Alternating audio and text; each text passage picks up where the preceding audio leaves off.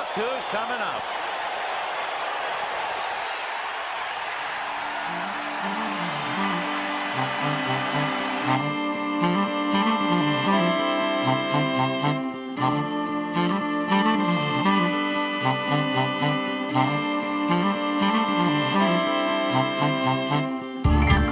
Hello there. Welcome to another week of Ultimate Fantasy Sports Daily. My name is Dean Millard, and this is the Marsh, just outside of Edmonton, where we record the show. And man, it is going to be an absolute beautiful one. First day I can remember in almost a month where it's not like 27 degrees in my neck of the woods. So a nice cool day makes me think of fall weather. And that means football, baseball, hockey, and basketball all happening at the same time. You know, as much as I love the Stanley Cup, there's something about sports beginning and sports ending at the same time that I think fall is my favorite season. Just something awesome about that. And we're going to try and tackle as much of it as we possibly can on today's show. Cameron Turner, we tried to have him on Friday, but we had a whole bunch. He had some technical issues. Then we had technical issues. So it was a freaky Friday for sure. But he is with Norse Stars in UFHL. He's the managing owner and president of hockey operations. They've been very busy. They're doing some cool things off the ice that we'll tell you about as well that you might want to get behind as a fan of fantasy sports. And Jamie Thomas, he's not only the scouting director for UFF football, UFF Sports football, but he's also on the Winnipeg Jet broadcast. And the Jets signed a veteran the other day in Sam Gagner. So we'll talk with Jamie about a variety of things. We go around the horn with Jamie every Monday, basically, and we will do the same thing again today. Dauber Hockey, Calgary Flames preview. We'll also have Fantasy Thunderdome as well, a hockey edition. Top 3 question of the day, and games to watch. So let's get to the question of the day right now. And I want to know what makes your fantasy league unique. The reason why I want to know this is because this video I'm going to show you is next level when it comes to making a fantasy league unique. This is how a league, I'm guessing football, decided who ended up with the first overall pick. This is awesome. Nailed it. Oh, there, nailed it. I like the commentary. Perfection. The cheering. Go, go, go, go. Oh, yeah. Run. Oh, yeah. Look at him boot it. burning, Look bro. at him go. Oh, that is amazing. That is how fantasy drafts should, like that. That's incredible. Perfection. Perfection, as the one dude says. Oh, yeah. Oh, yeah. He's burning, bro. And I just love the cheering, too. I mean, well, when you're, I don't know if you're in a team setting in that situation, or maybe it's just a buddy. Perfection. Perfection. Oh, yeah. So good. He's burning. And I love the speed at the end. Do a shot. Nailed it. Flip the cup. Pong. So good. So I'd love to know what makes your fantasy league unique. Would you guys do something like this? You know, in one of our leagues that I'm in a league with Jamie Thomas of, the last pick or the first pick in the draft is decided by the toilet bowl. The teams actually play off. So you got to still actually do something fantasy wise. But there was another video out there. Somebody lost a fantasy bet and they were dressed as a shark. I think that's funny. You make the loser, the last place team, do something. Jamie wanted to actually relegate in our fantasy league. That's how serious he is. He wanted to relegate a team, like kick them out. It didn't go over very well. So anyway, that's unique for sure. When you're having a combine for the first overall pick, that is definitely counts as unique. So I want to know, and please chime in on the chat in Twitch or hit me up on Twitter at Duck Millard. What does your league do that is unique when it comes to fantasy sports? Brilliant. There are some brilliant minds out there. Oh, use crypto. That is very unique. I like that answer. Is Maria? I'm sorry, I can't really tell names on the Twitch chat. Lots going on, but use crypto. I like that. I love that we do that. That is unique, and it's only a matter of time before things really get going on that end. So, as mentioned, you can hit me up on the Twitch chat. You can get on Twitter at Duck Millard. Lots of really cool things that we are going to get into on today's show. Okay, our top three today, I'm asking you players that are being drafted too high, basically overrated.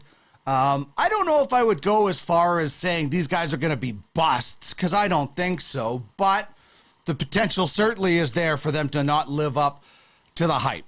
And this is my top three of drafted too high this year. In Tom Brady, God love him, everything that he has done. But he retired, unretired. He's trying to win another Super Bowl. He doesn't have Gronk, although he might come back. Todd Bowles, what if he's not going to be as aggressive on offense like Bruce Arians was? So there's a lot going on with the GOAT. Maybe he should have been like Serena and just kept unretired. You know, she kind of said, maybe there's a chance I like Australia, but she's going to stay retired, I think. Brady may find out he stayed one season too long. He is the number one guy. I think people are going to count on 1 year too many. James Conner. This guy was, I thought he was making a pretty good name for himself in Pittsburgh. Had a breakout season with Arizona. Ends up in the Pro Bowl. He almost had 20 touchdowns. He had over 1,100 yards. Chase Edmonds is gone, so there's more of a workload. But I think that, I first of all, I don't think he comes anywhere close to last year's numbers. I think he's only played 15 games once. And he's always been injured, obviously, with those numbers. And he's never been the number one guy. So, I'm not saying you don't take him, but don't draft him too high. I think he ends up as more of an RB2 this year. And doesn't play the whole season, obviously. And Jerry Jeudy. This guy has been on sleeper picks and boards and whatever all over the place. Now, there's a lot of hype, for sure, about the Denver Broncos. They just signed their quarterback to a massive deal. He is a very good quarterback. They got new owners. But just look at Jerry Jeudy in 2 seasons. He struggled. He has not taken advantage of opportunities. And so I think he's the guy that obviously is very popular right now, but that's my top 3. Would love to know your top 3 guys who are getting drafted too high in fantasy football drafts. Chime in on Twitch, and we can chat. What a day for sports. It's a holiday, so I imagine lots of people are out spending it with your family, and that's wonderful too. But there is a lot on the line when it comes to Major League Baseball. And afternoon baseball, 2 huge games. Jays and Orioles going on right now. Toronto leading 7-3. First of a twin bill. And Baltimore, you just can't, they're like somebody said they're like zombies. They just don't die. I think they're going to die in this game. Top of the ninth, 7-3. O's are making a pitching change as Bo Bichette just reached, and Alejandro Kirk scheduled to come up. So it looks like they're going to have that one in the bag. And the Yankees and the Twins. And so all four of those teams that were involved in early baseball, that Yankee game is over now. Yankees, so all four of those teams in playoff pushes. The Yankees-Twins game, this is really interesting. Marwin Gonzalez hit a home run for the Yankees today. It was the first run scored by somebody not named Aaron Judge in 5 days. Wow. 5 days. Aaron Judge. All right. Rest of the Yankees offense. Shame. Shame. Shame. Indeed. So Aaron Judge did come to play, though. He wasn't just sitting back and resting. He hit 54 today. Drilled deep to left field. There it goes! See ya! A long home run into the second deck. Number 54. And the Yankees lead 4-2.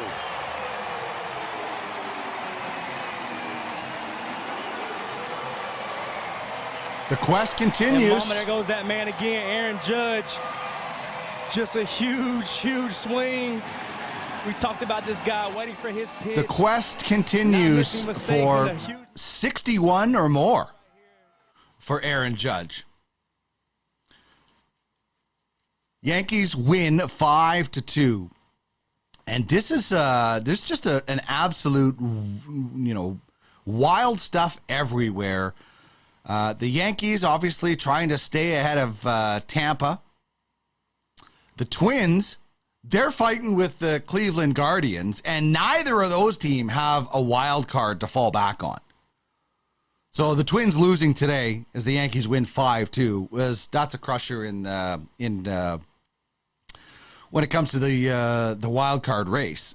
As for fantasy, I mentioned Marwin Gonzalez went deep for the Yankees, and Aaron Judge also hitting his home run, 54th. He went 2 for 3, drawing a walk as well. Josh Donaldson thought he hit a home run, ended up legging it out. For a Twins from a fantasy point of view, not a lot going on, just 6 hits. Nobody had more than 1 hit. And Tyler McGill takes the loss. He just pitched an inning. That's a tough one. Jameson Talon started for the Yankees. And Holmes picks up the save. So if you had Holmes in your fantasy lineup today because of the Yankees closer situation, you are certainly in luck. So that was this is a fun day of watching baseball. As mentioned, the Blue Jays look like they're going to wrap up a victory, and then they'll get ready for the nightcap with Baltimore. And this one, you look at the standings in the American League for the wild card, and it's as fun as it gets. The Blue Jays have that slim lead. Nobody was picking Cleveland to win that division, and they still might not. But I don't think anybody was picking Baltimore, and they're 2.5, 3.5 over here. I mean, if you sweep, Baltimore is ahead of the Blue Jays, which I doubt is going to happen, obviously, now. If the Blue Jays sweep, they can almost say goodbye to Baltimore. So massive, massive replications for the playoffs, and obviously for teams to stay in the playoff race for fantasy relevance. You want your guys obviously relevant and in the lineup and not just sitting there.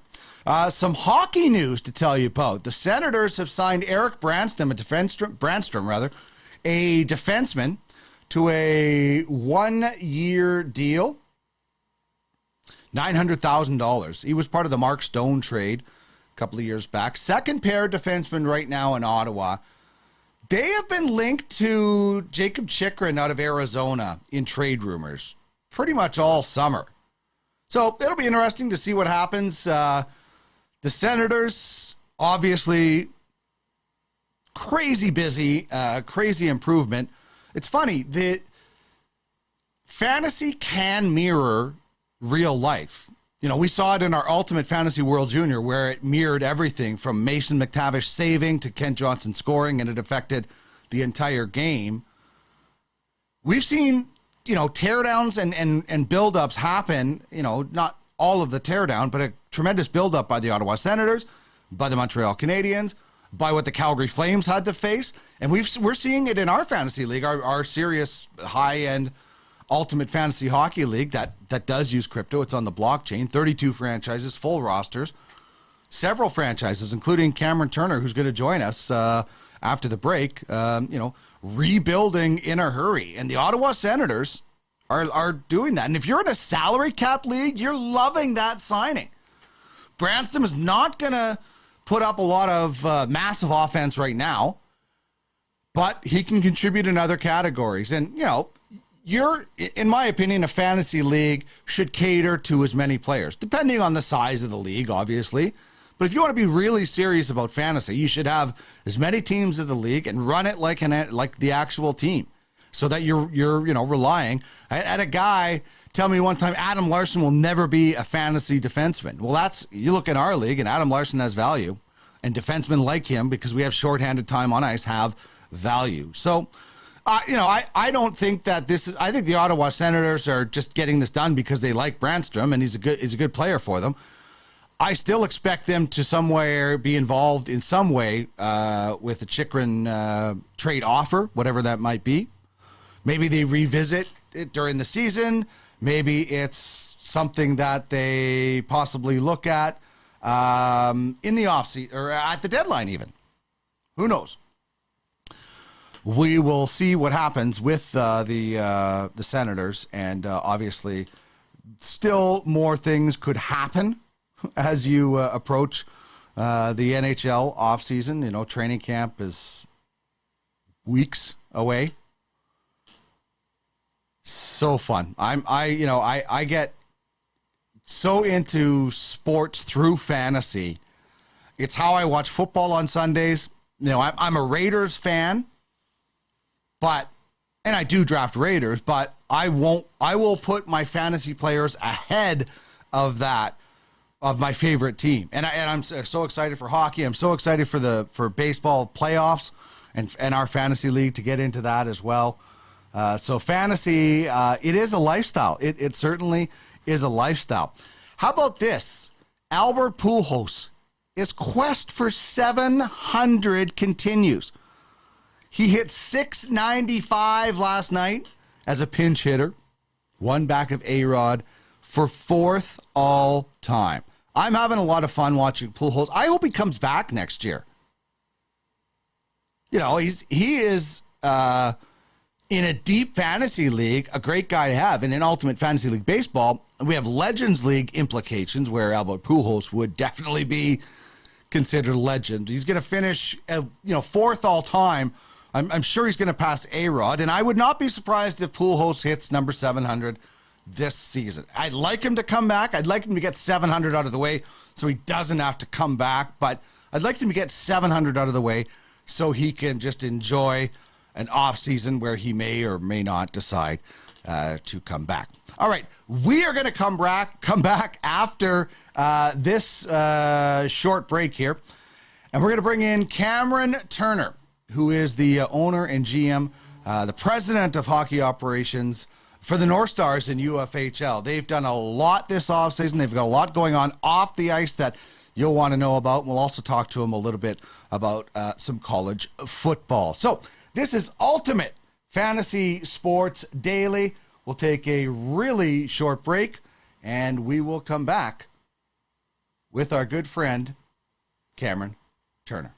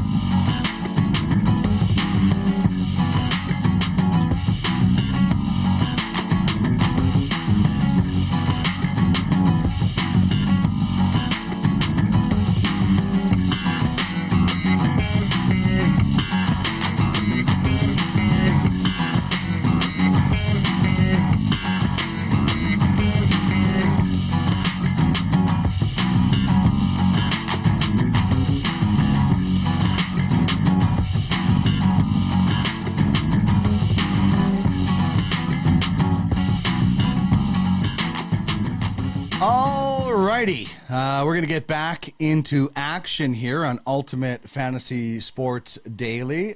Just a quick reminder, the question of the day, what makes your fantasy league unique? You can chime in on the message board on Twitch. Alex says, hey, Dino, happy Monday. Great to see you. Thanks very much. King Willie Gaming. That's Alex. And Arnie says, before the deadline, I never acquire players from my favorite team. Oh, that's interesting. That's a very cool strategy. I like that from Arnie. So chime in there on our question of the day and our top three. Guys drafted too early in fantasy drafts this year. And guys that I feel are going to not live up to their hype. And Brady, just because at some point it's going to happen. James Conner, he'd never been a number one guy, and now he's going to be the number one guy and never been healthy. And Jerry Jeudy has just never lived up the hype, and he's getting a lot of sleeper. I'm not saying don't draft these guys. I'm just saying don't draft them too high. That's my opinion about that. But that's just like my opinion, man. All right, I am excited about bringing in our next guest. We tried it on Friday. We've tested since then. Please let it work as I bring in Cameron Turner of the Norse Stars, the managing owner and president of hockey operations. Cameron, how are you? Doing good. How are you? I am excellent. I'm glad we were able to connect on the show, and it worked. I apologize for making you sit there on Friday when things didn't work out, but I'm glad we were able to hook up today. And you're an owner in the UFHL. We're going to get to the Norse Stars in a second, but how did you land with UFFS and the Norse Stars specifically? Well, first of all, thank you for having me back on today. I know we both had some issues with of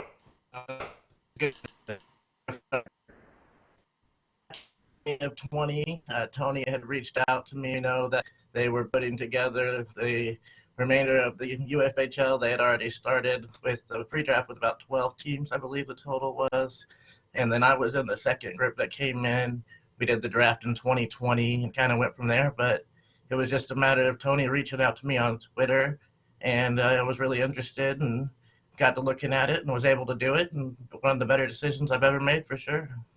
Yeah, it's amazing. I'm so glad I chatted with Andrea Karanduk when I did and found out about this, and I was so hooked instantly. There's lots of things I've had to learn about it, but one of the cool things is getting to design your own team, your own logo. We had so much fun with Duckman's Domination. I love the North Stars look and the logo. Can you take us through, why you went with the name and the look North Stars and what it means? Yeah, sure. Well, first of all, the name is obviously a play on North Stars. I'm a Dallas Stars fan, and I've always liked the North Stars design going back to Minnesota. And then of course, here in Oklahoma, I have a lot of Viking or Norse ancestry from that area, the Scandinavian region, a big mix, but a lot of Scandinavia and Britain. So I've always kind of been intrigued by that. And then my parents actually met at Northeastern Oklahoma A&M, who is called the Norsemen. So I just kind of there's on the state flag of Oklahoma where I'm from. I love the personal touches. It's the same thing with all of my names as we're getting a closer look at these awesome. This is your third jersey, right? That blue there, that's our primary home. Okay. And then the white here is our primary away. And then we're just using the third jersey, and that's the one I sent you that we're taking inspiration from the Dallas Stars blackout jerseys. So we're in production getting these made, and we're very excited about them. Been working with Dallas over at Maplewood Hockey. They're excellent, and they've been doing UFHL not long, but at least a year or so. And that's who made this white one here. And so I've been in contact with him. I just got these pictures back the other day, and we are getting ready to get into production with them. So these will be our thirds for the season. and eventually I'm going to have a white version as well, some kind of reverse retro or just kind of a white take on this design here. I'm looking to have flavor on the, to be able to kind of announce what jersey we're wearing each day, and then have graphics to go for that, the different guys when they. I think that's awesome to be able to, get involved. And like you said, Dallas at Maplewood Hockey, anybody can order these jerseys. It's a really, really cool look. And if people are interested, they can just head to uffsports.com, click on the shop link, and you can find this logo, any other logos. So many, you'll be able to find this one soon. So many cool things. I think that's, obviously there's a lot of stuff that makes this league that we play in unique that others may want to get involved in. But it's one of the things that makes it unique in that you get to actually market your brand. And I know my friends and family are loving when I show them different logos. What's the reaction that people are getting when you tell them about the platform that you're involved in with the North Stars? I would say a lot of people want to see the different designs, and kind of they ask a lot of the questions about where the idea came from, or especially the people here in Oklahoma, they can tell right away where the colors came from. But like you're kind of about how I got involved and where the name came from, and with the new cast logo that I'm out, we're kind of working on getting jerseys with them finalized before we kind of unveil everything. It's just kind of a lot of fun to everybody see the different designs. And my family knows I've been doing these in notebooks since I was a very little kid, so they're always excited to see new designs, and just be able to see them come to life is a lot of fun, very surreal. That's awesome. For something that, it's similar to Mooch and his group was 7 Seas. They played different kind of world global fantasy games, and now they're in similar leagues. So you've been playing fantasy for about 20 years. What did you start with? How long have you been involved in fantasy hockey, and what was it that got you into fantasy sports in the first place? When I first started, it was football. Fantasy football is huge here in Oklahoma and in the U.S. in general. I grew up going to college football games and have been a massive fan. And back when I was in high school, I started playing with friends. My dad wanted to play, and so we would all have our leagues on Yahoo, and started getting into hockey on Yahoo for a little while. Played there for 5 or 6 years, and then had a little bit of a hiatus for a few years, but got back into it heavily for about 7 or 8 now. Then hockey about 3 or 4, and then really heavily full time about 2.5 years now. And man, have you been busy? I don't know if you need. I don't know if you need to take a break during this interview to make another trade, or if that's something that you can hand something off to an assistant GM, because even before we came on the air today, you'd made more trades, or they're being announced at least. You're in the same boat as me. As I said on Friday, our goal was to try to catch you guys last year, and we couldn't do it. And then I love that both of us went after it this year and really retooled. And I'm just trying to keep up with you, man. So once you stop making moves, I can take a break and give Craig some time off. But what an off season it's been for you. What made you say we're going for it now?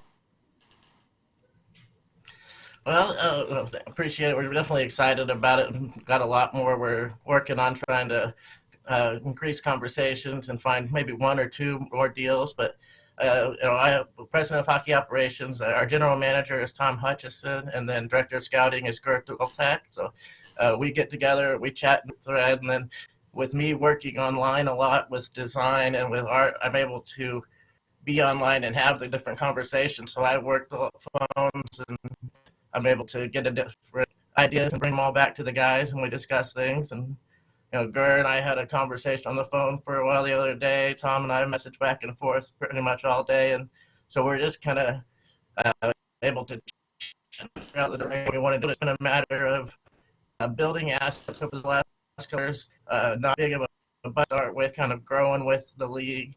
And so we finally found ourselves this year with Jason Robertson looking like a breakout star that we could potentially build around. And we had a large stable of prospects. We had some picks, so I looked at it and thought now was a time where we could move some of what we've built up and position ourselves to make a run for the playoffs this year. Well, you're certainly doing that. The conference is a lot more competitive, and it's amazing. Just like in real life, a team goes on a run and they have to rebuild, and we saw that with the Royals. Although I think Arnie's playing a little possum. I think that Royals roster is still pretty good, even though they've sold it off. And, when we look at this league that we have, you were brave. You went out and did some, I think you called it the way too early power rankings, but I love it. I love the power rankings, and this actually could have even changed since you did this. I'm not sure because, you guys have made some moves. The one thing I love, you put yourself in the top 10. That's confidence, and I love it. It's like the Kevin Costner, you be cocky and arrogant even when you're getting beat. Like you're coming off 31 and you think you can be top 10. That is absolute confidence, and I love it. What made you want to do the power rankings? Because this all could open you up to some bulletin board material for other teams as well. Oh, yeah, and, if teams want to have conversations and develop rivalries based off it, that's fun, and I definitely enjoy the banter. But more than that, it's just something to kind of use some of the editing and design tools that I have, and going back to again being childhood and just ranking college teams or stuff. I just kind of have done this a lot, and I thought it'd be a good way to kind of give everybody a number to build off of or get motivation from, and to kind of market the league a little bit, and with the top 10 here, get to market the logos. And then when I do the full kind of show where I show the ratings that I have for everybody, we get the full branding there as well. And it is, it's kind of a larger scale ranking. It's not necessarily where I think everybody is going to finish in the standings. It's more a combination of what I think of their offense, their defense, and their goaltending, and then also potential, which could mean, lots of picks and prospects, or it could mean your whole roster is 22. So there's a lot that goes into it, and it's very fluid. So it definitely has changed a lot already since I did this, because I've made a few changes myself. So it's a lot of fun. I'm enjoying it, and, I hope it kind of brings some attention to Well, I think the creativity is awesome, and I encourage everybody in our league, everybody in fantasy, treat it like it's real. Do press releases. We made a trade for Jason Zucker, and every press release, every trade we do, we try to attach a song to it, and have some fun with it. But in our league, you treat it like it's an actual franchise, because it is professional fantasy hockey, and we're gonna get. I'm guessing you're gonna want to update that video. So once it's updated and finished, we'll upload it to the YouTube channel, and then people can check out the full rankings. Have you had anybody reach out to you and say, "I can't believe you didn't have us here," or "You had us here," or in fun? Because I think that's the greatest thing about fantasy, other than winning, is chirping and having fun and being respectful about it, but still developing rivalries. Has that happened already for you? Oh yeah, and it took about as game exactly from where I thought it was going to come from. We have a fun one with the fun rivalry. Arnie's always fun to chat with and joke around with, and then Brent joined the league and our assistant general manager. But I know,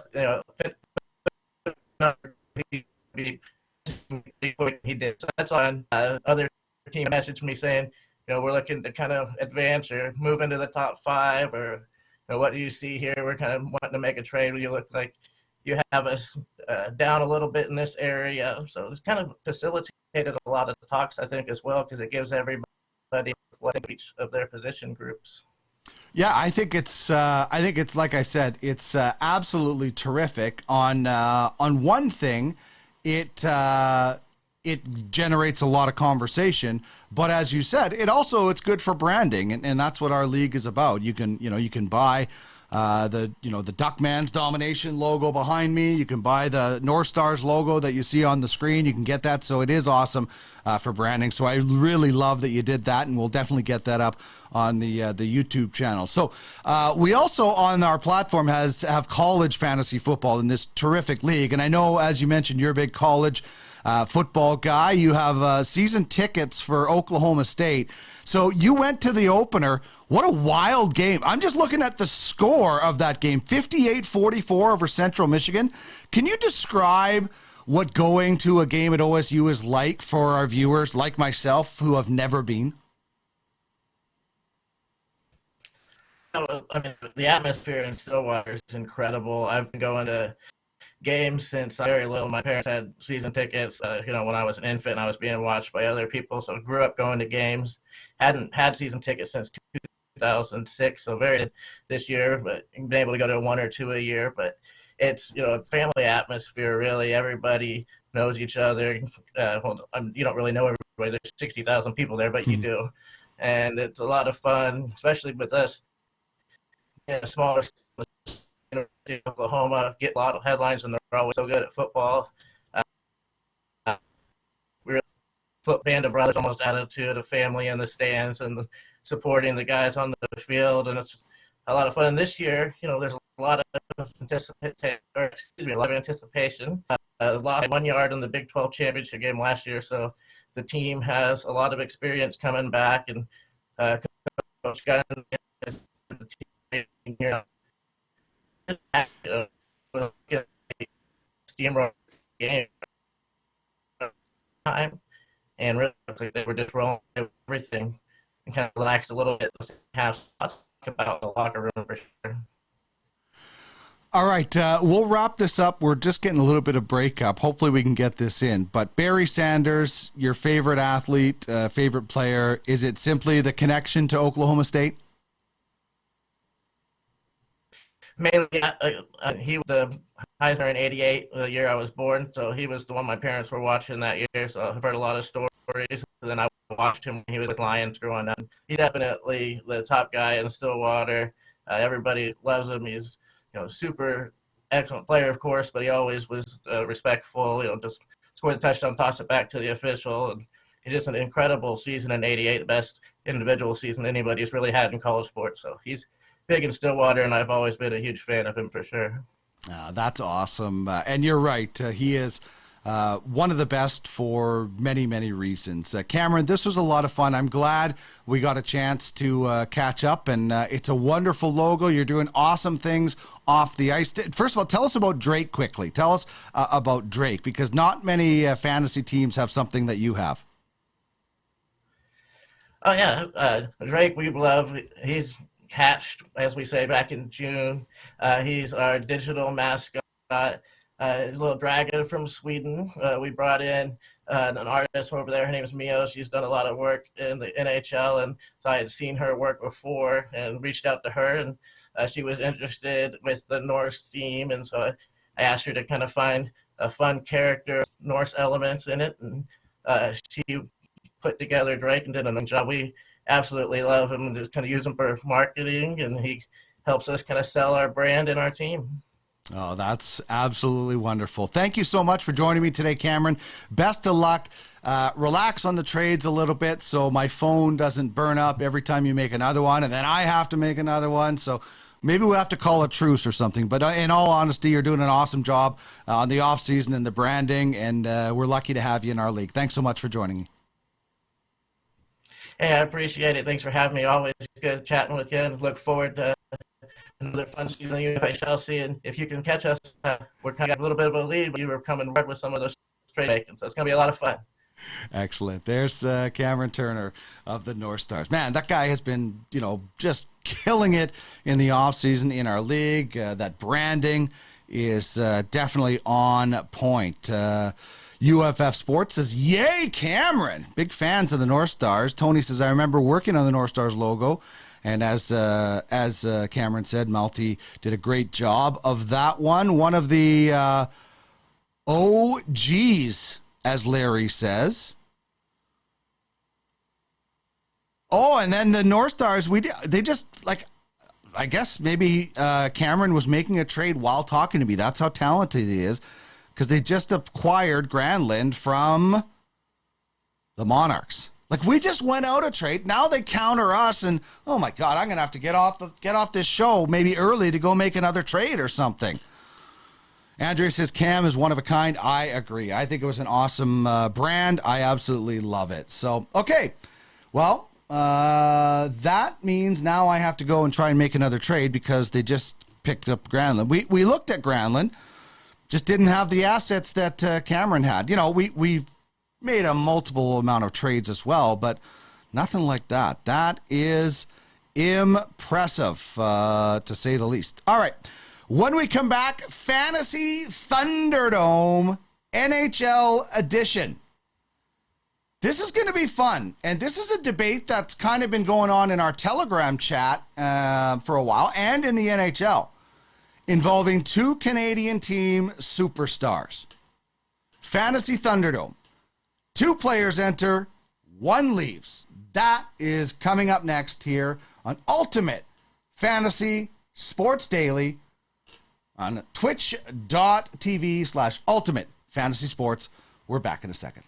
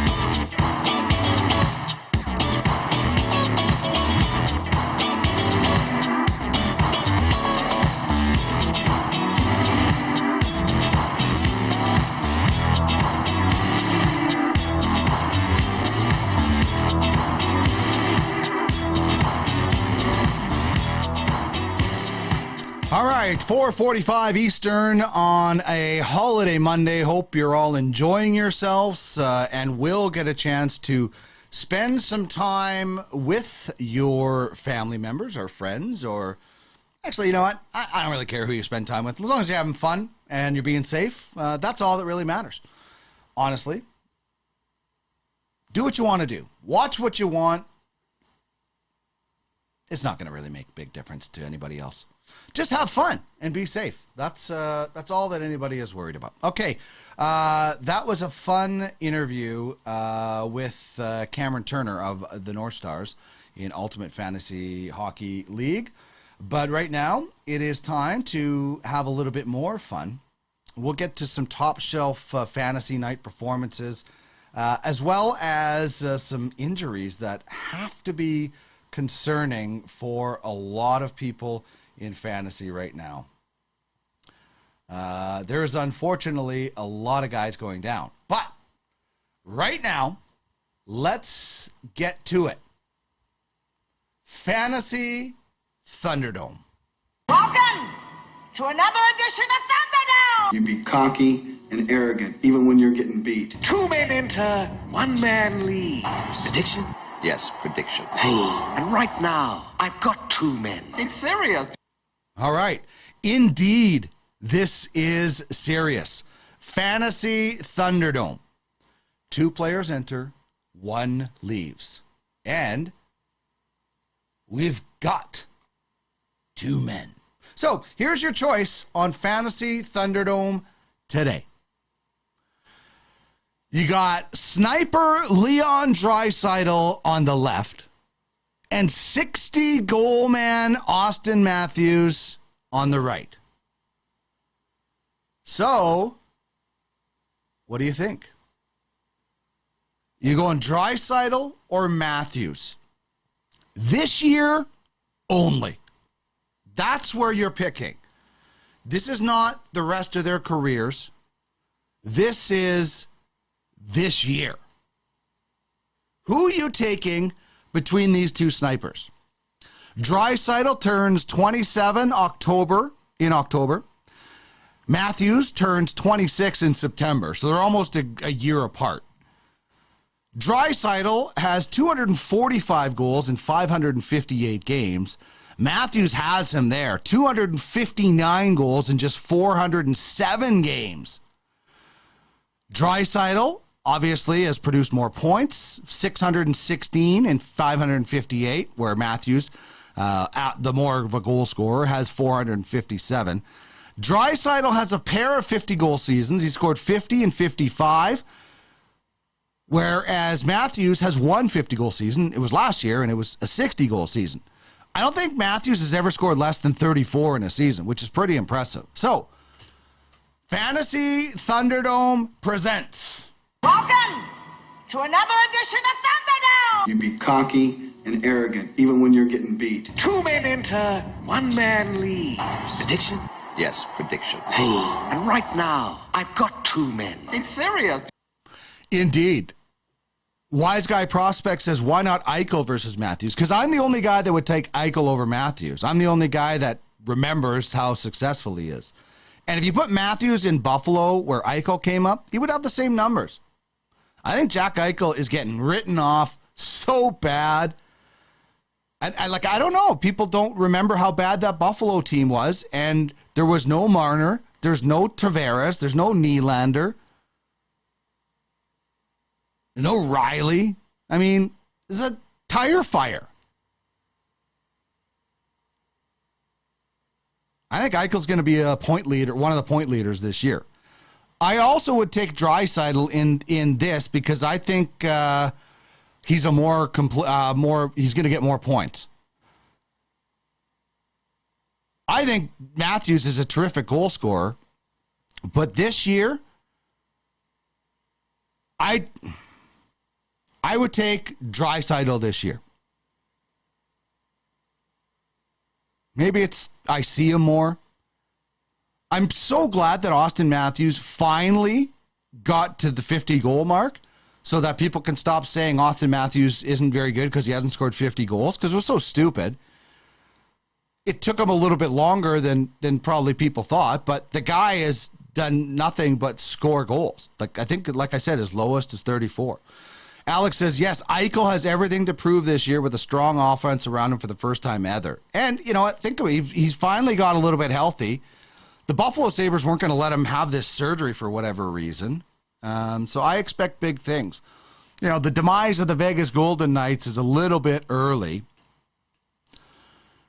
So between the 2 guys, Draisaitl and Matthews, who would you take? Let's put up a poll.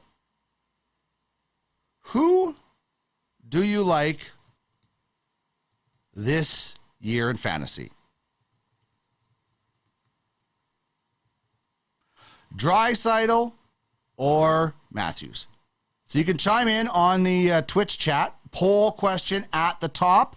It'll be for the next little while. You can also just jump in on the message board, and you can get us, as usual, at our Twitter details, UFS Network, UFF Sports. You can get us on Instagram, UFF Sports Official. The website is UFFsports.com. And you can email us at any time, info@uffsports.com. The question we're asking in this segment is, who do you take between Dreichel? I just combined Draisaitl and Eichel. Again, stop reading when you're talking. Who do you take between Draisaitl and Matthews, the two top goal scorers in the last 4 or 5 years? Like, the other thing, I don't think Eichel's going to get 50 goals this year. So I don't think I would include him in this. I think Eichel can get 100 points, but I think, although Mark Stone might get 70 assists with Eichel, who knows? But in this question, just for this season, who you got? Matthews or Draisaitl? Love to get your thoughts on this one and anything else that you would feel like chatting about on the show. Would love to get your questions. We still will get Jamie Thomas on the program. Larry says, I'll take Dreichel for 50. Yeah, I'm sure Draisaitl and Eichel will combine for at least 25 goals. Imagine if you could, just like clone guys. I'll just take Dreichel. Well, if they played on the same line, that would be it, right? That would be the two-word name, combined name for them. Dreichel. Dreichel for the win. All right, so that's Fantasy Thunderdome. Who do you have between Leon Draisaitl and Austin Matthews? And again, you want to bring up why I didn't put Jack Eichel in there, because nobody gives Jack Eichel enough respect to warrant that. People are writing him off, and Vegas, in way prematurely. Blue Jays won, by the way. Kevin Gossman really got into it with an umpire over a balk that he was called for, which he has done all season. So it's kind of bizarre in that regard. Okay, we told you about some key injuries in Major League Baseball.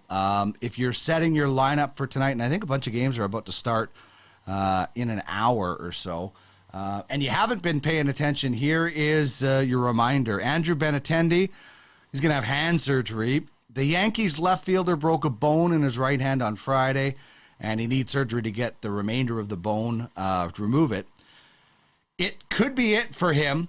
He's a former Red Sox as well. There's only about a month left, and that minimum, they say, takes minimum 5 weeks. Now, who knows? Maybe he plays with some sort of cast. I don't know how you would hold a bat with a cast or catch or anything like that. You know, it's not football or hockey, but he's a free agent, and he's like barely been a Yankee. They picked him up.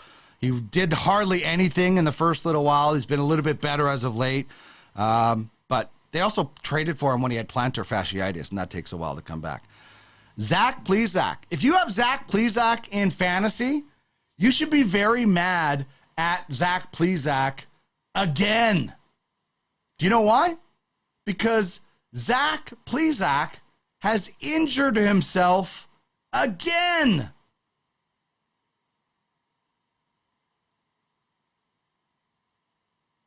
This is so frustrating for fantasy owners when players do this themselves. So the Guardians, they were on a 5-game losing streak, now tied with the Twins atop the Central Division. And there's no wild card team for either of these teams if they don't get in. They're both 5 back for the Blue Jays of that spot. So the Orioles could catch the Blue Jays, but the Guardians need to win the division or bust. And they just lost 2/5 of their starting rotation. Aaron Savali hit the IL with forearm inflammation. And Zach Plesac, this is the more frustrating one. Zach Plesac broke the pinky on his pitching hand while punching the ground after giving up a 2-run home run. It's some bullcrap. Come on, that's terrible. He broke his thumb last May when aggressively pulling off his shirt after a poor outing. Shame. Just what you need. Just what anybody needs. A guy hurting himself, taking himself out of contention. The Twins placed Jorge Polanco and Tyler Mahle again on the IL. Knee inflammation for Polanco and Mahle. I think that's how you pronounce it. 2 innings and 37 pitches in return. He just came back. So he's going to miss the final 8 games against Cleveland at the very least, which are massively important, along with half of the regular season. They have 17. The Twins have 17 players on the Major League injured list. That is unbelievable. Nick Castellanos, strained oblique, could have postseason implications for the Phillies. And Austin Meadows, out for the season due to mental health. So congratulations to Austin Meadows, who realized that this is not going well. It's not helping. I'm just going to take some time, shut it down. I did that just after January. I had to get things back on track. I applaud anybody for taking a break mentally when you need it. Don't ever think it's wrong. You would do the same thing if you were rehabbing a back or an elbow or anything. You would take the time. So Austin Meadows, bravo on taking the time that you need to get right before you get back in action. So that is awesome. I love that. And I also love these top shelf fantasy performers from last night. TJ Friedel of the Reds and the Wheat Sox. That's an awesome logo. The Prairie Wheat Sox. Every time I drive home, I think of them. He had 20 points in a doubleheader, so that helps out. He went 4 for 8, a couple of homers, 3 RBIs, 2 runs, and an OPS of 1.806. Seth Brown, right behind in the points department of the A's and the Outlaws. 18 points, 3 for 4, 2 homers, 3 RBIs, a couple of runs scored, and a OPS of 3. We also saw Zach Gallen of the Diamondbacks and Moonshot. Pretty impressive stuff from Zach Gallen, who had an 18-point night, 7 innings, no earned runs, so gets the quality start as well as the win. Gave up just 2 hits and struck out 7. And Jose Urquidy of the Astros and Circus Sports Trout. 18 points through 7 innings, no earned runs, gets the quality start. Picks up the win, 4 hits and 8 strikeouts. So awesome stuff there from the Wheat Sox, Outlaws, Moonshots, and Trout. Moonshots, Wheat Sox in the top 10 of UFLB, having a really strong season. Trout loaded up for the future. It is going to be a dynasty at some point for Circus Sports Trout. They went 17-0 last year in the regular season.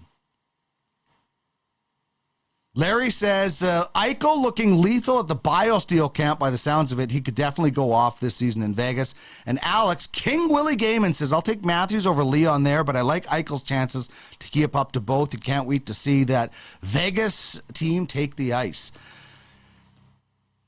Yeah, I think this is going to be a third 50-goal season for Draisaitl. And I think he's just getting more and more motivated by Matthews and McDavid getting a lot of the attention. Rightfully so. They're lethal players, and Matthews was the Rocket Richard Trophy winner this year. But I also think Jack Eichel coming to the West, like, the West is going to be so deadly. It's going to be so much fun. Eichel there for a full year. It's awesome. All right, still to come on the program today. In the second hour of the show, we will have an NHL preview with the Calgary Flames presented by Dauber Hockey. We'll do that next. We'll jump in to our Flames preview. Jamie Thomas is our scouting director for football at UFFS. He's also on the Jets radio broadcast. And we will get to games to watch this evening in the sporting world. Thank you very much for tuning in to Ultimate Fantasy Sports Daily here on Ultimate Fantasy Sports Twitch channel. That is twitch.tv/Ultimate Fantasy Sports. Duck out for a quick drink of water. Get things set up for our next segment, and we'll be back right away.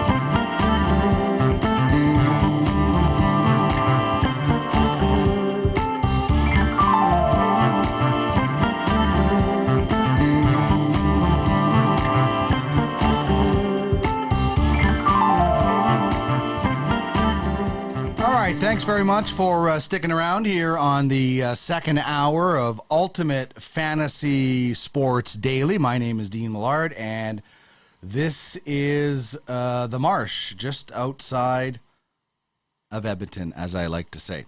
A bit of a slow connection today going on, so I apologize for that. Big thanks to Cameron Turner, who joined us on the show earlier.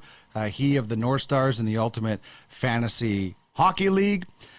We are also going to speak with Jamie Thomas in this hour of Jets TV. And he's also our scouting director with Ultimate Franchise Fantasy Sports. Chime in on our question of the day. We'll bring that up again for you. That was, what makes your fantasy league unique, based on the fact that this video we played for you earlier. Where is it here? This is a fantasy league where this is how they decide their first overall pick. Do a shot, little beer pong, some commentary in the background. Like, this is next level. So that's our question of the day. What makes your fantasy league unique? People in our chat saying crypto. Yeah, that's our league is unique because of crypto. But look at that guy's sprinting. That's awesome. So that's the question of the day and our top three. Three guys getting drafted way too early in fantasy football. I'm going with Brady, James Conner, and Jerry Jeudy. But right now, it is time to get to our Calgary Flames preview, brought to you by Dauber Hockey. We didn't get the chance to do this on Friday because we had technical problems, so I'm really excited about it. And I got to tell you, I'm pretty excited about this Calgary Flames team, and this comes from a kid who grew up hating the Flames. But, you know, sometimes you have to take your heart out of it and look with your head and realize this is a damn good lineup again. This is a team that won the division last year, Lost to the Oilers in the playoffs, which was just an awesome series, and I want 7 more games of it. And then it looked like they were getting dismantled. And as we talked to Peter Labardius last week, it was the summer of tree living, where he lost Goudreau. He lost Kachuk, and then rebuilt it. Larry says that draft combine comment about auto drafting was classic. Yeah, that was the best. He said the best thing, somebody said the best thing is they won that and then auto drafted and ended up with 7 quarterbacks or something like that. A bunch of kickers. That was good. That was, you know what, like uniqueness right there, 10 out of 10. So when we take a look at this new Flames lineup, Jonathan Huberdeau, the Royals are liking this. He was on an offensive team, obviously, in Florida, but I think this Calgary team isn't going to take a step back offensively. Like, Huberdeau could actually produce more because of Elias Lindholm. The Stingrays and the Royals loving that combination in UFHL, and so should Flame fans. Huberdeau gives you something Gaudreau didn't. He kills penalties. 5-tool player. And then Noah Hannafin, I went with instead of a guy like Anderson because of goals. And sometimes goals are more than assists in fantasy league. So, because I think he had 10 goals last year. So that's what I'm going with as far as the top 3 fantasy stars. Huberdeau, Lindholm, and Hannafin. There's lots of other choices. The Flames have depth, and it's going to be fun. The breakout player, Noah Hannafin with Kamikaze in the UFHL, by the way. The Stingrays, you see that logo just below the Royals for Elias Lindholm. They're in the finals of our logo challenge right now. So you can check that out, UFFsports.com/bracket, logo bracket. Or sorry, UFFsports.com/bracket challenge. Apologize for that. Dylan Dubé of the Monarchs is my pick for a breakout player. He's had some really interesting playoff performances. And, you know, somebody's going to get soft matchups in Calgary. Why not Dylan Dubé?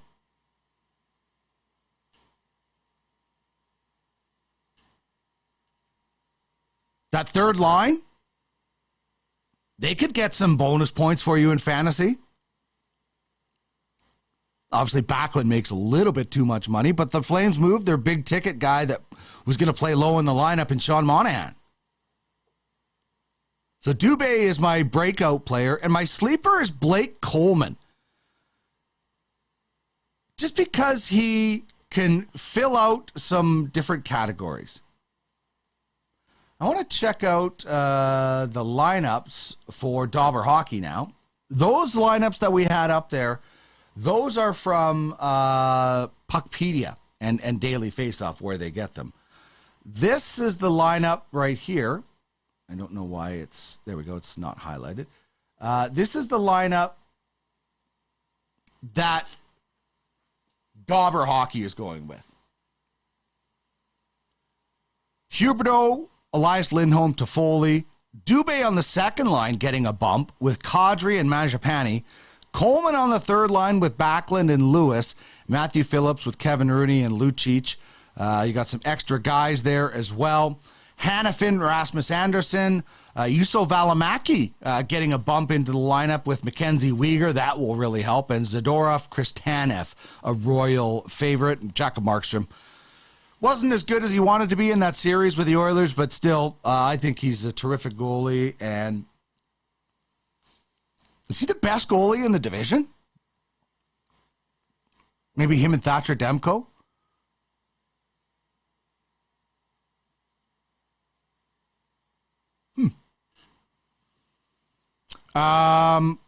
Larry says it's hard to envision that lineup. So many new faces as key players. Shocking they might come out ahead when the dust settles. So many new faces. You forgot all those former Canucks now.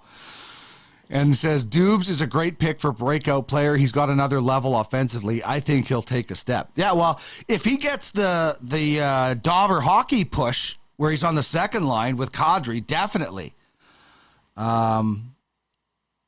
Yeah, it's you know, it's good. I literally wrote the Flames off, and I love I love that when we were talking with Peter Labardius the other day, he was like, when I said, hey, you know, when I saw the return for Tkachuk, I thought the account got hacked. And I did. I honestly did. I thought that the account for Elliot Friedman had been hacked. And I love that Peter's like, yeah, me too. Because honestly, I'm still wondering how the heck they got that return. Everybody knew Tkachuk wasn't signing. So this is a Flames team that's going to do some damage. I think it's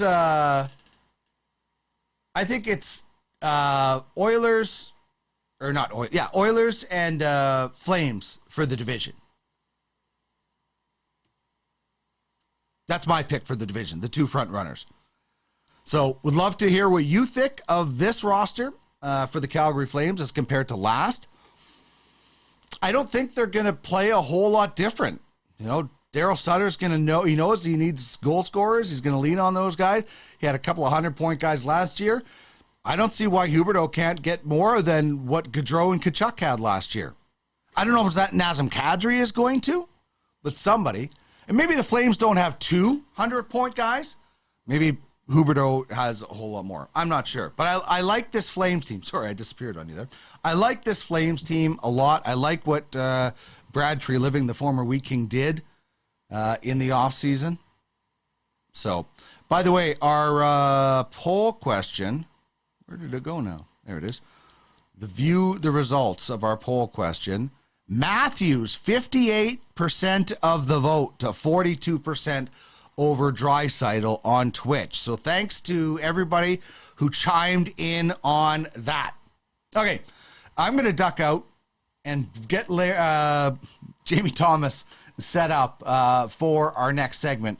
We're going to talk a lot of stuff with JMO. We're going to go around the horn in a bunch of different sports. So in the meantime, give you a little treat here, and you can enjoy these mascots just crushing it at a halftime event. We're back with Jamie Thomas in just a second.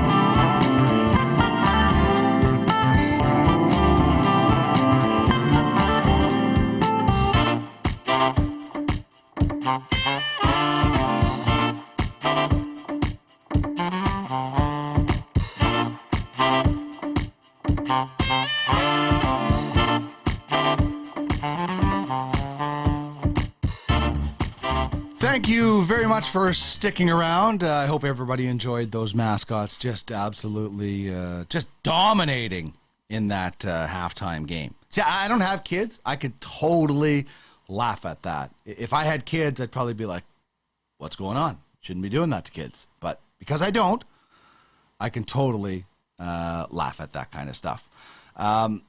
As I would have done with our next guest before he had kids. Now he has kids, and he can't laugh at that sort of stuff because that would be being a bad dad. As I bring in our good friend and our director of scouting at UFFS, Jamie Thomas. Like, I can laugh at kids getting destroyed in that manner. What about you, man? 100%, especially if it's not your kids. So I got a great story for you. I don't know if you ever do you remember Flintstone Park in Kelowna, Dino? Because you grew up in the West, you would know this. Yeah. Okay, so good. Every once in a while, they would bring out the mascots. I can't even remember what time, so we go there every year. And I remember one time, my brother was probably about 6, and we were waiting for Fred and Barney to come out. They didn't come out. The Grand Poobah came out, and my brother ran up. My brother ran up and punched the Grand Poobah in the nuts. So he's so mad that Fred and Barney weren't out there. So the Grand Poobah chased my brother around a circle at Flintstone Park. I'll never forget it. Oh, that is so brilliant. And I'll never forget my first year with the Lethbridge Hurricanes. It was like 97, 98, and Twister came. Steve was the guy that was wearing Twister's costume. Some kid punched him in the mouth and chipped. Some kid punched him in the mouth and chipped his tooth. He was so mad. It's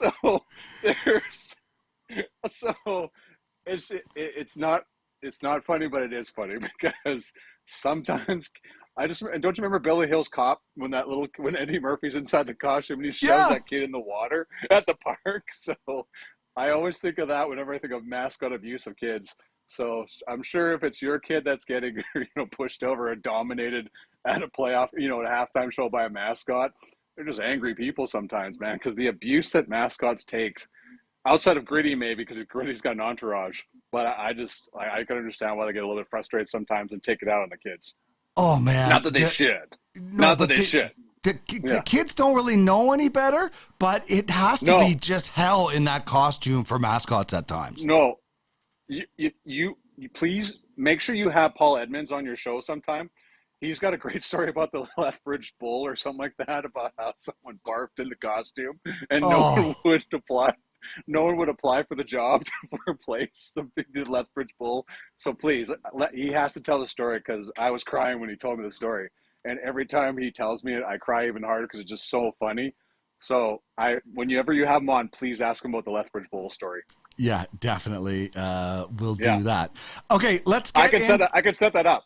Yeah, we have to get that because that is. Yeah. Oh my God! I can't. Like, wouldn't you just throw the costume out? They didn't. They dry cleaned it and everything. Oh. But as you know, the smell of barf doesn't easily come out of anything. So nothing. No. So, especially a costume. That must just smell so bad in there. I've never put one on. I've never put a head of a mascot on, but I've heard stories, so I can imagine.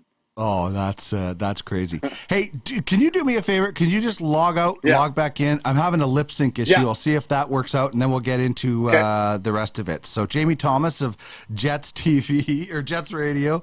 Oh my God, I just love the little kid stories. It's like the one of the greatest characters of all time is Tanner from Bad News Bears.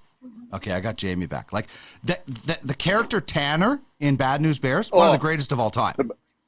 Yeah, I remember I was going to show my kids Bad News Bears, and I watched it for a little bit. I'm like, no. Like some of the stuff he says, I'm like, it's completely, you cannot. It's insane. I'm like, they said some crazy stuff in the 70s on comedies. And I remember Six Pack was another one with Kenny Rogers. Remember when Kenny Rogers was a race car driver? They had that kid, the 6-pack of little kids as his pit crew. That was there was some horrible language in that one. And that's I went to the movie theater to see that, Dino. I just don't know. what my parents were thinking when they took us to see weren't. those movies. They needed a break. Yeah. They were like, I don't care what you see, just go. Yeah, just get in the theater. Our dads were like, just get out of my house so I don't rip the walls down. That's what our dads were like. I'm still like that, so exactly. It passes down for generations. Yeah. I don't have kids. Fast enough. Yeah, I don't have kids, and I yell at kids on the sidewalk at my place. I'm who I am. So. Get off the sidewalk. Yeah, There's exactly. that mean Mr. Millard guy. That's right. Okay, let's talk some fantasy. And I threw this question out about 3 guys, or maybe you have more or not. I'm not sure, but guys getting drafted too high. At some point, Brady's going to take a step back. He's had all kinds of stuff going on, so that's one. James Conner, for me, has never been that guy. He's going to be the guy now, and he's never been the healthy guy, so I think even after he's going to take a step back. And Judy has never lived up to the hype. I know he's getting a lot of sleeper attention, so those are 3 guys for me. Do you disagree with any of those guys, or do you have a different list? No, I have a different list, but those 3 guys make a lot of sense, Dino, because I think, we've been counting Tom Brady out forever, but I think that's the one. My wife doesn't pay any attention to football unless there's like some story behind it. And as we know, the Gisele Bundchen and Tom Brady rumors are running rampant right now. And if there's any type of marital issues or personal problems, I think it's hard for anybody to focus on anything. And to hear Tom Brady say, man, I'm 45 plus years old, got a lot of shit going on, like that is life in a nutshell with kids and marriage, right? So if those types of things are coming in, plus the fact that their offensive line is pretty beat up, I just think there's a chance he's going to get drafted too high. I agree with you, James Conner. There's not enough there for me to say, okay, this guy deserves to be as high as he is. We're just so running back desperate in football and fantasy football that you're just like, I'll take anybody. And I got 2 running backs on my list of drafted too high. And Jerry Jeudy, same thing. There's just too small of a sample size to say, okay, he's a great player and this is going to happen. But I haven't seen it enough times to sit there and go, okay, this is why I'm going to take him that high. And I took Jerry Jeudy's teammate on Denver, and that's Javonte Williams. And I'm sure a lot of people have done the same thing. You have to draft running backs, but they have that dreaded running back by committee. And I know Javonte Williams is more talented. He's proven that he's the better pass catching back. But as long as Melvin Gordon's hanging around, that's going to be an issue. And the Broncos, I looked this up or saw this the other day. The Broncos haven't had a running back with 300 PPR points since Clinton Portis in 2003. And we've always heard all these great things about Denver and the running backs from a fantasy perspective. So I just think Javonte Williams is there. Cam Akers is another one. I actually, ironically, have both these guys on one of my 8 million fantasy teams. And Cam Akers he had an Achilles injury. He's coming off it. I know he's fully over it, but it's always, you can't tell me you haven't lost a step just a little bit with that type of injury. And same thing, the running back room is totally loaded with Kyron Williams, who's drafted from Notre Dame, and then Darrell Henderson's always hanging around. Plus, they've added Allen Robinson as a receiver, so Matthew Stafford has all these choices of where to go. Is Cam Akers going to justify being RB18? I just don't see it, but you're still going to draft him there just on the ability with the Rams offense. Maybe that'll work out for you. And last but not least, from your beloved Raiders, Hunter Renfrow. Renfrow had 128 targets last year, and that's because there wasn't much to go around. There wasn't many places else to go in Oakland, Las Vegas. Gosh, there's so many places the Raiders have been, I lose track. But anyways, in Las Vegas. So now that Devonta Adams is there, a lot of people, Darren Waller's healthier. I throw the on there because he's had some hamstring injuries. But there's just a lot of options too. So I just don't think Hunter Renfrow is going to justify his ADP. But we're going to have to see how that is when this all settles down. So those are my 3 guys that I think will likely be drafted too high. Yeah, and like I'm saying, have been drafted too high. Yeah, and draft these guys. I'm not saying don't draft them, but just don't go way too early. Yeah, just don't go way too early on those guys because that happens all the time. People panic. It's like goalies in hockey or whatever it might be. When we talked the other day, Deshaun Watson obviously dominated the offseason, but now we're in season, week 1. So what do you think are the biggest 3 storylines heading into the fantasy football season right now? I still think, Deshaun Watson leads the way because he will continue to be a distraction for the Cleveland Browns, even when he's not on the field. And then when it gets closer and like it's a month out, they're going to be asking about when he's coming back. It's just going to be a big pain in the butt for the players that are playing, and then even when he gets back. So I don't know how this whole thing's going to settle out. You can't tell me Jacoby Brissett is going to be the answer to anything. I just don't see anybody rushing out to draft him, even though they have a tremendous offense, a tremendous team. But that, to me, still remains a top story heading in. Then I know I'm a Dolphins fan, but you can't tell me that Tua Tagovailoa is not a big storyline hand this year, considering the Dolphins have said, okay, here you go. We know that you're just coming out of that hip injury. At least that's what they're saying. Everyone's saying we should have drafted Justin Herbert. You know, I know they're not saying that to him. All the criticisms are coming. You know, I think Kurt Warner is one of the few people I've heard backing up Tua. So now it's his time to shine. The offensive line is better. They have all these options, and you have Mike McDaniel as your head coach, so he's going to draw up some nice game plans for you in the whole scheme of things. So he is a story to me as this one goes on, because if he doesn't work, how does that mean for the Dolphins' quarterback situation moving down the road here? And last but not least, Trey Lance, right? We speak of small sample sizes. The guy barely played any games in college, and he goes 5th overall to the 49ers. And I know these guys know what they're doing, and I get that. And they're not going to spend that kind of draft capital because the guy is not going to be good. But you're putting all your eggs in one basket. And I know Jimmy G sitting in the background. They kept him around. So that still is going to be a story. Oh, you said Trey Lance is the guy, but you're still keeping Jimmy Garoppolo around. So which one is it? Is he the answer, or is we're going to wait to see if he's going to be able to handle it? So I know that's 3 quarterbacks, but quarterbacks run fantasy football. Yeah. I don't care what anybody says. And they run the NFL. So those 3 guys we're going to be watching throughout the year to see how this all turns, because you're having 3 organizations that are riding heavily on those 3 players. Larry says what goes around comes around for those mascots. Mac T on Harvey the Hound is an all-time legend. That's maybe the greatest mascot moment ever. And you know what?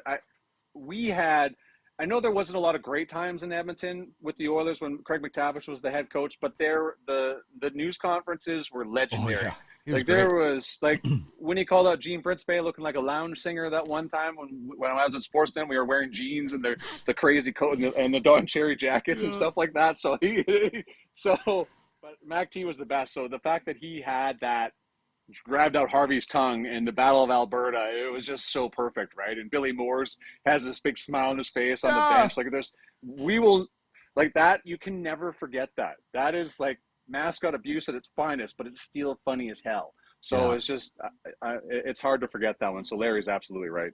2 favorites from Mac T was the definition of insanity is doing the same thing over and over again, expecting different results, and his lipstick on a pig. He loved that line, and he was great. He sometimes good, as a TV guy, you're like, I just need 15 seconds, and Mac T would go on for like 3 minutes or whatever. But he was great. He was fun to be around for sure. How about that time he said we're the only team in the NHL that has to walk through a bar to get to the dressing room? It's true. It was so dumb. How was there not more incidents in that arena? I just remember they would come off the ice and people be booing them when they're walking into the dressing room. Throwing beer. I'm like, this is the most insane setup by far in the league. It was cool when they were doing well, and the walk-offs were great when they'd walk off into that glassed-off place where Gene would do the interviews, but that was a bad idea, and I'm surprised more incidents didn't come from it, because there were not a lot of good times. No, especially you remember when the Oilers lost 22 of their final 23 games. That was the worst end to any season that I've ever seen in a long time covering this game. I remember those post game shows. They were awful. They were horror awful. Bad idea jeans. Bad idea jeans was that was like a terrible idea to have them walk through. Okay. We talked about, do you remember that skit, Bad Idea Jeans? That was so good. We talked. How can I forget? He's a recovering crack addict, but I thought, what the hell, let him stay on the couch. Bad Idea Jeans. I know I usually protection, but we just met at a resort. Bad Idea Jeans. And then they play basketball. They're just getting crushed. Yeah. Anyway. We talked about guys that are overrated. What about who's a guy who's not getting enough love, in your opinion? I'm not saying the most underrated, but a guy who maybe somebody could be like, oh, maybe I can sneak this guy in the later rounds or something. I still think this is kind of still think Patrick Mahomes is kind of being left out in the lurch here because of the departure of Tyreek Hill. And it's not because he's not being talked about. I just think there's a little bit of, the Chiefs are in trouble. I'm like, man, we have been watching Patrick Mahomes for enough time now to see and then have Andy Reid dialing up all these different plays. Like he'll find a way to make. He's still, to me, one of the best out there. I know there's the running option of Josh Allen. We went over this with Justin Herbert and stuff like that, but just Patrick Mahomes is still the top quarterback in the NFL to me right now with that. So I know he's still a big name, but I just think the loss of Tyreek Hill is completely being overwritten here at this point for Patrick Mahomes and the Kansas City Chiefs. It's interesting, and that sometimes does happen. And, it's whether it motivates Mahomes or not, it could be a benefactor because people read too much into those situations. Yeah, I think so. And, I mean, we're always looking for the downfall of somebody, like the fact that Josh Allen never was, well, he's led QB points in fantasy for 2 years in a row. Couldn't possibly do it 3 years in a row. Well, he's still pretty good. So we're just always trying to downgrade things. So you just don't want to be that guy, he's the best ever. And then you look like an idiot if a guy takes a step back. I just don't see Patrick Mahomes taking a step back. And this division is going to be must-watch TV all year long. And there was a time where the AFC West, because of the Raiders and the Broncos, just weren't there. That's not this year. This year will be like, I got to tune in every time the AFC West goes to work because we're going to be entertained. It'll be like that North Carolina game. I can't even remember. Appalachian State. Yeah. When you look at games in the schedule in week 1 of college football, you're like, North Carolina and Appalachian State. No, that's not what you're saying. This will be obvious with the AFC West when we have to watch every week whenever those 4 teams come across one another's paths. Okay, let's talk college football. Big weekend, obviously, week 1 as opposed to week 0. I didn't understand that, but we have the ultimate college fantasy football league. I watched a little bit of the TCU Colorado Buffaloes game on Saturday night after some tennis, but the big story is the extra point walk-off against LSU. Is that the big story for Florida, or what was your takeaways this weekend? Well, I think there's many ways of looking at it. Like Lincoln Riley left last year, went to USC, brought his quarterback with them. Everyone's like waiting for them to fail. But, it's good for college football when USC and UCLA and, the power, those types of schools are doing well. Well, I think we're doing okay in that department. So, the debut of Lincoln Riley with USC stands out for me. Anthony Richardson, man, we're talking about a lot of quarterbacks across college football. Bryce Young, CJ Stroud, we're looking at those types of guys. Will Levis from Kentucky, but Anthony Richardson was drawing comparisons to Vince Young. And I know Vince Young wasn't a very good pro quarterback and certainly did not pan out in the Canadian Football League, but he was a hell of a college quarterback. So for the efforts of Anthony Richardson in Florida beating Utah this weekend, there's a guy to be watching throughout the year. And then, of course, how about Georgia? Georgia loses all these guys from the defensive side of the football in the first round of the draft, and just an unheard of amount of players being drafted, and they still kick the crap out of their first week opponent, and they look terrifying. So they're going up against Florida next week. We'll see how that looks for Anthony Richardson and company. But we're always looking for, there's an upset always mixed in every once in a while, but it's just more like status quo. And Alabama looks great. And Bryce Young had all kinds of time to throw the football. We'll see how that transpires going down the road here. But Georgia's just an incredible story to have those many first-round picks and just pick up where they left off. And the offense looks unstoppable. So last year was all about defense. I just think their offense is going to have a little bit more say in their title hopes again in 2022. Well, I think Georgia was ranked, I think, 3rd, and they were ranked 3rd instead of 2nd because they lost all those guys. It's not going to be very long before people realize, they're if they're just as good, they're going to be in the top 2 again because if they are that good and everybody thought they were going to take a step back, you would normally think you would take a step back losing that much, but they're going to be right up there again. Nope. Yeah, a hell of a job recruiting there. So, people can complain about the SEC all they want, but it's just you tune in every week just to see if they're going to lose. That's what you're hoping for. You could tune into college football playoff. Will Alabama lose? You're kind of hoping the inside that's how it works out. But that is I mean, let's go back to the Oilers in the 80s. When I was in Calgary, I hated the Oilers, but you was happy as hell when they lost. So people complain about these domination all the time, but that's just what makes it that much more sweeter when those big teams go down or don't. Like, I mean, it's just I like dominant teams as much as the dominant players. We're all going to miss Serena Williams. That those types of things. When Novak Djokovic steps away from the game, we're going to miss that too. But I mean, it's compelling television all the time when those teams or individuals are playing in their respective sports. I was watching Serena, and I felt the same way as I did when I watched Gretzky in '99, which is when she won her first U.S. Open and he retired. I'm like, I want more, I want more, I want more. But there comes a time when everybody retires. Okay, let's talk baseball quickly. This year, there's a lot more playoff spots up for grabs. Does it feel the same way as exciting? I still think it's exciting. Like, and you and I are Dodgers fans, and they're well into the playoffs already. I still think it's exciting watching the other teams try and get into the playoffs. Like, I mean, the Twins, the Twins and the Guardians. If either one of them loses, they're not in the playoffs. They have to win the division. They can't rely on the wild card. What's it like for you this year? I'm always excited. I mean, people complain when you mess with the sanctity of the game or whatever, but and it's great for television, and I know there's more money to be made when there's more playoff teams. So this whole thing when we were kids and only the division winners would get in is kind of anticlimactic. But now we're into that point where, okay, the Dodgers are completely in control. Who else is getting in the National League? Like, is Atlanta going to be able to do what they're doing? Like, there's just so many storylines. Can San Diego, despite all their additions and all that stuff like that, even make a push in the National League, right? So I think it's great. It's great for the fan bases. You like to believe there's hope. There's more hope every year. And with the entertainment dollar being spread out so far now, you have to sell hope all over the place, or else people are not going to come to the ballpark or to the arena. There just has to be that belief your team has a chance to get in and do something afterwards. And so, we even go far back as a college football playoff going to 12 teams. I mean, it's just more teams is better. And that means more schools or more people are still believing that their team can do something. And that's okay, because it's more television, more advertising. It's just better for the game and fans entirely that way. I'm with you on that one. Dodgers crushed the Padres last night. Do you think the Padres...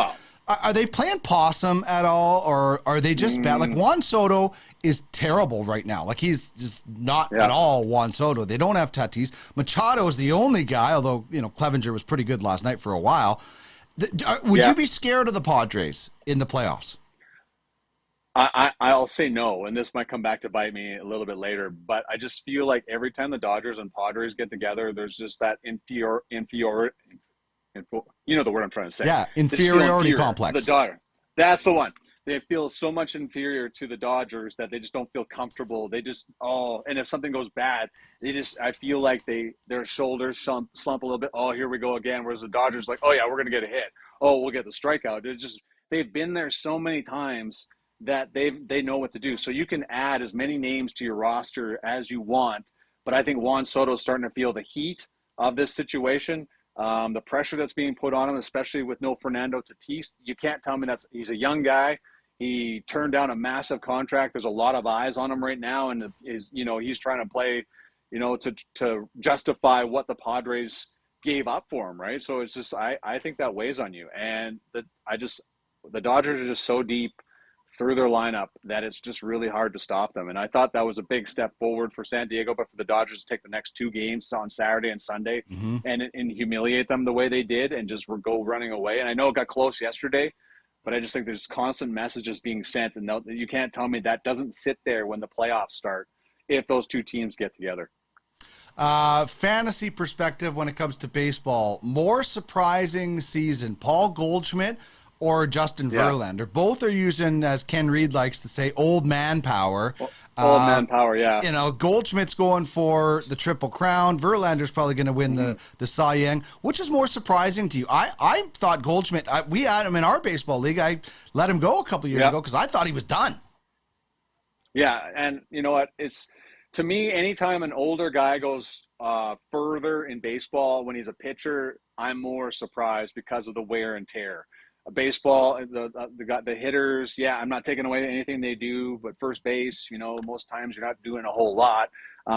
But the wear and tear on a pitcher's arm and what Justin Verlander is doing is just unbelievable. It's just this goes the more and more as time goes by because of fitness, because of diets. Players are playing longer. They're taking better care of themselves. They're not staying out late at night anymore as much as they were, say, back in the 80s and 90s. But I just think they take better care of themselves. Therefore, they can play longer and be productive. But Justin Verlander is a freak of nature. Like that's just crazy what he's doing, that he's as dominant as he is this far. I thought maybe after a year after he was done in Detroit and moved on to Houston, there'd be 1 or 2 years left. Well, he's proven us all wrong. Both are tremendous stories. Let's not take that away. But I'm more impressed and more surprised by what Justin Verlander does on a daily basis when he takes to the mound. NHL now, Jets, a team that you follow very closely, working on the broadcast. I like the signing of Sam Gagner. He's, what Gagner's like. He's just a great guy to have in the locker room. He's going to compete hard. He's not going to get bummed if he gets bumped out of the lineup. This is a really good signing. Yeah, 100%. And I've never, as time goes by here, I've never seen, there's so much vitriol over a veteran player being added, our fourth line. People get so emotional about whenever a team signs a depth guy or a veteran player. They just want this splash and panache all the time. That just does not work. You need guys in your lineup, especially on your fourth line. Paul Maurice just tells us all the time, I want to send my fourth line out there and feel comfortable doing it, not going, oh no, I've got the wrong matchup here. And the Jets had a great one when Trevor Lewis was here and Nate Thompson. Those are two solid, reliable veteran players that you can leave out against the Connor McDavid. And I know you're losing skill and speed, and Connor McDavid would light up Nate Thompson in a chase for the puck, but there's all about positioning and smarts. And Sam Gagner is a smart player. And as he's gone by, he plays 81 games a year ago in Detroit. That's what I kept saying about it. He played 81 games. And I know Detroit wasn't very good last year, but at his age and being productive as he was, I don't think you can doubt the productivity and what you're getting out of that player. I love the signing, and he's going to kill penalties for you, and he's going to do whatever you ask him. And just like you said, if he's not in the lineup, he's not going to pout about it. He's going to understand what that decision was that night. Sure, he's not going to be happy about it, but he's not going to slump his shoulders and hang and be mad about it. He's going to understand what it means. And he's also going to be there to talk to the younger guys. There's still quite a bit of young players in that dressing room for the Jets. So I'm all for any veteran signing, and people have to stop getting so emotional that the general manager is screwing over the whole team because they signed a fourth-line veteran player, rather than bring up said favorite player from the minor leagues, because we all know this. Randy Carlyle showed us this pattern with Corey Perry and Ryan Getzlav. He didn't give them all the ice time. He made them play in the American Hockey League. And I know there was a lockout and all that stuff like that, but they're better players because they spent more time down there, got more ice time. And your team doesn't hate your said player in the minor leagues because he's not coming up. It's just not good for their development if they're not playing all the time. And that's what happens on the fourth line. You play 5 minutes sometimes, terrible for a younger player. It's okay for a guy like Sam Gagner who's got a lot of miles on him and understands the process and how long the year is. How about Vegas this year? This is an interesting team. Obviously I like the Kessel signing for $1.5 million, but we've had this debate in our hockey chat over, I think Jack Eichel is not respected enough by people. There's a bit of a debate of Matthews, Eichel, or Adam Fox. I don't know how those three got together, but I think Jack Eichel, if you put Austin Matthews in Buffalo, I think you'd see similar results to what Jack Eichel did, because it was a tire fire. Now we're going to see Jack Eichel in Vegas. What are your expectations for Vegas? The Flames and Oilers getting a lot of hype, and the Canucks and the Kings are better. What do you expect from the Golden Knights? The one thing with the Golden Knights, I just think is, I don't know how to say it. I just don't think there's been any respect for the players. It's just there's always who else can we bring here? And I think that has, and I'm not speaking for Jack Eichel, but I think a lot of guys are kind of constantly looking over their shoulder, going, okay, I didn't play very well this week. Who else are they going to bring in? So there's not that comfortability that you could have, say, in a veteran lineup anywhere else in the National Hockey League. So Vegas is always dangerous. I've watched got to see Jack Eichel quite a bit last year. Didn't get to see him a lot because he was at Buffalo, and the East doesn't come out to Winnipeg very often. but he's a dangerous guy, man. Like, there's no questioning his skills. And I think anybody that is part of a team that loses year over year, when there's like that little bit of hope at the beginning part of the year, it wears on you. And maybe he didn't handle it right, but Jack Eichel is a damn good hockey player and a dangerous hockey player. So Vegas will always be there. The goaltending is going to be huge for them. Never liked how they handled Marc-Andre Fleury. That guy was the franchise player for them, and I think they've kind of got a little bit of bad goaltender karma ever since they sent him out the door. You know what I mean? Like, he was just such a good, stable player and a great organizational guy and a great guy in the community. So I just think they just kind of haven't really recovered from the departure of Marc-Andre Fleury, and we're just going to have to see how this whole thing shakes out. Because if Vegas doesn't get goaltending, it doesn't matter who they have. Yeah. They have a lot of great individual players. But if they're not getting that big save night after night that Marc-Andre Fleury gave them, I don't see much coming out. To me, they're a playoff team, but they don't do much outside of that if they don't get great goaltending. Yeah, well, Logan Thompson, Brossoit's hurt, and Aiden Hill will be the guy. And we'll see when Brossoit gets back. So that is their Achilles heel, certainly. It's goaltending. Okay, so I asked this question earlier. You got Draisaitl, you got Austin Matthews in Fantasy Thunderdome. First of all, who do you think scores more goals between these two guys this year? And just on this year alone, who would you take in fantasy, Draisaitl or Matthews? So two-part question for you. Oh my gosh. So the second half of the question, we have seen so much of them. I saw so much of them during the bubble, buddy. The North Division. Like, we just saw so much of the Oilers and so much of the Leafs, but they're just so good. You can't go wrong. But I'm going to go with Austin Matthews here. He is at another level right now. Not that Draisaitl isn't, but I just think Austin Matthews is my guy, and also will score the most goals in the National Hockey League again this year. I think he's going to do 60 again. Yeah, wow, that would be awesome. Because when's the last time we had a back-to-back 60? It'd be probably going back to Brett Hall. I was just happy to get some 50-goal guys and 100-point guys. It's just so awesome to see from a fantasy perspective. Yeah, and just night in and night out. It's such a long year, buddy. So these great individual effort, these point totals, or the push for 50, or Alex Ovechkin going for Gretzky's record in a long year, especially in January, February, where it's just hard to decide and you're trying to get your energy back up for another game. It's just those milestones and the idea that could happen again, or Connor McDavid pushing for 130 points, or Nikolai Ehlers looking at 40. Like, those are the types of things that keep you going in the cold winter months in the province of Manitoba. Yeah.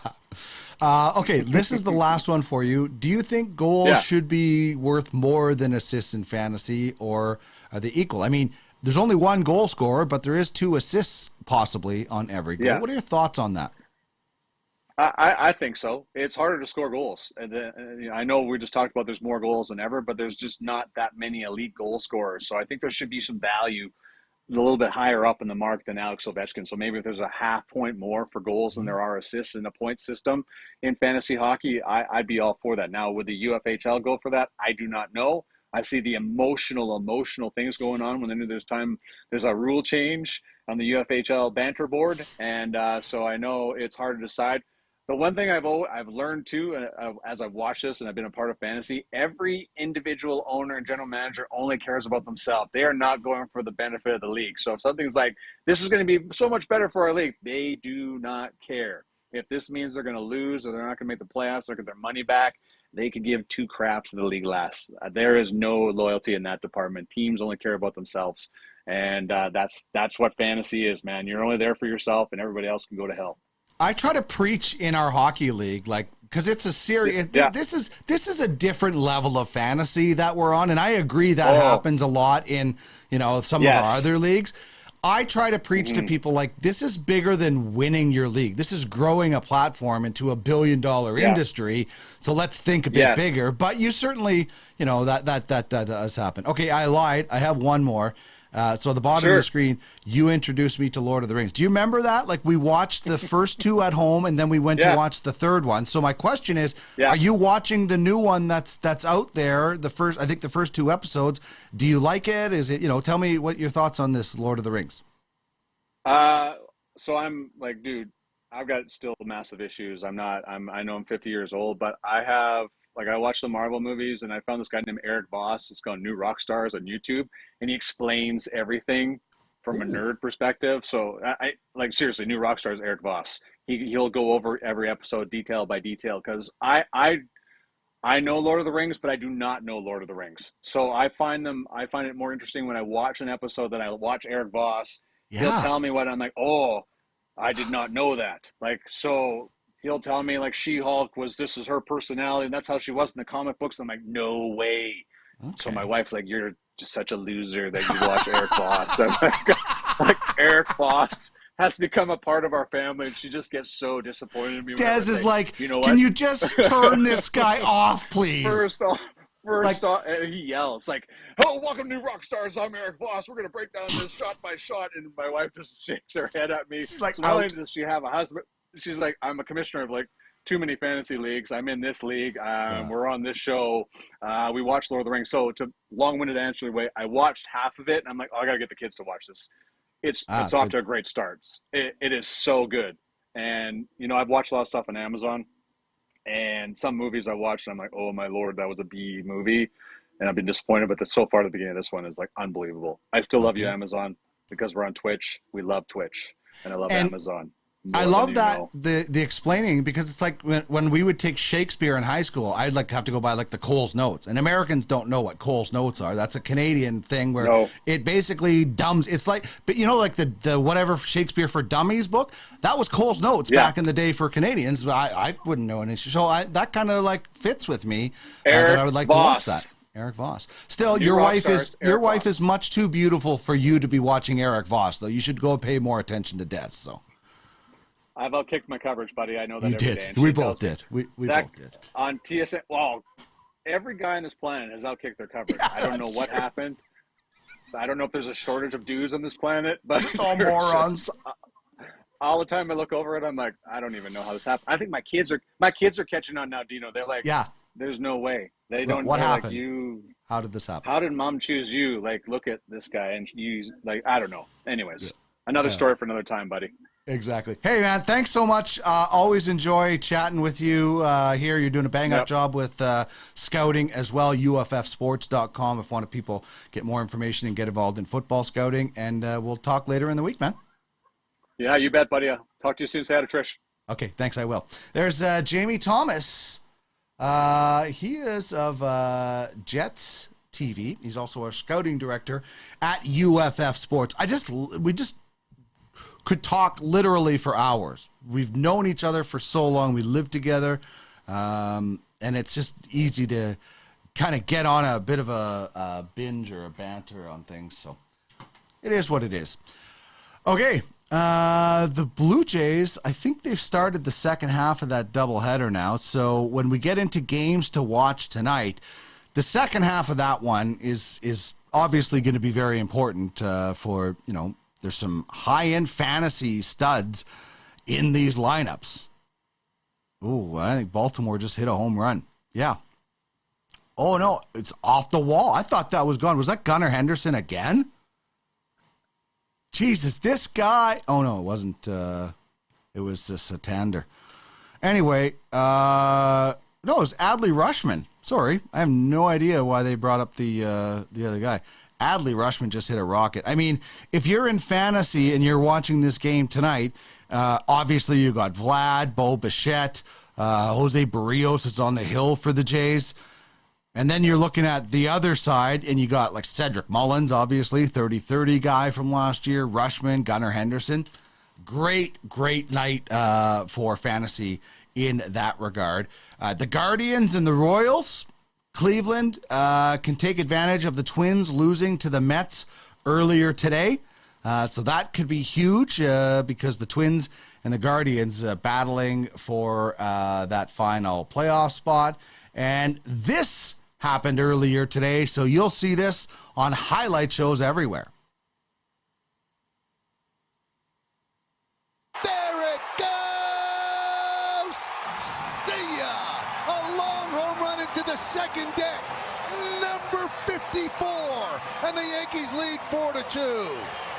The Yankees would go on to win that contest and strengthen their lead over Tampa Bay. They won on Sunday. So maybe the Yankees are righting the ship.